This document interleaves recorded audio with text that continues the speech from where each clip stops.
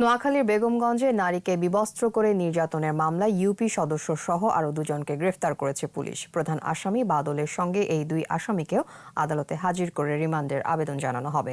চট্টগ্রাম রেঞ্জের ডিআইজি বেগমগঞ্জে এসে সাংবাদিকদের জানিয়েছেন, দ্রুততম সময়ে বাকি আসামিদের গ্রেফতারের পর বিচারের আশ্বাস দিয়েছেন চট্টগ্রাম রেঞ্জের ডিআইজি আনোয়ার হোসাইন।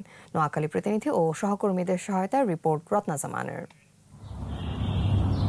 নোয়াখালীতে গৃহবধূ নির্যাতনের ঘটনায় আরও দুই আসামি গ্রেপ্তার হলো। এজাহারভুক্ত ৫ নম্বর আসামি সাজুকে ঢাকার শাহবাগ এলাকা থেকে গ্রেপ্তার করা হয়। আর নির্যাতিত নারীর আদালতে দেওয়া জবানবন্দির ভিত্তিতে এখলাসপুর ইউনিয়ন পরিষদের সদস্য সোহাগকে তার বাড়ি থেকে গ্রেপ্তার করে পুলিশ। এদিকে বেগমগঞ্জ এসে দোষীদের সর্বোচ্চ সাজার আশ্বাস দেন চট্টগ্রাম রেঞ্জের ডিআইজি আনোয়ার হোসাইন। বাকি আসামিদের গ্রেপ্তারের চেষ্টা চলছে বলেও জানান তিনি।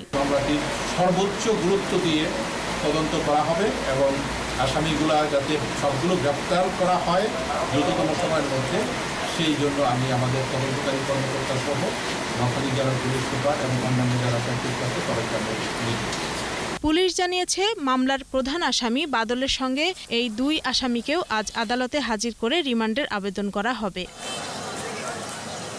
৪ অক্টোবর রাতে নির্যাতিত নারী বাদী হয়ে বেগমগঞ্জ মডেল থানায় নারী ও শিশু নির্যাতন আইন এবং পর্নোগ্রাফি নিয়ন্ত্রণ আইনে ৯ জনের বিরুদ্ধে ২টি মামলা দায়ের করেন।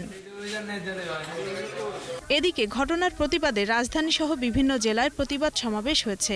জাতীয় প্রেসক্লাবে নারী নির্যাতন ও ধর্ষণের প্রতিবাদে মানববন্ধন এবং শাহবাগে গণ অবস্থান থেকে দোষীদের বিচারের মুখোমুখি দাঁড় করানোর দাবি জানানো হয়।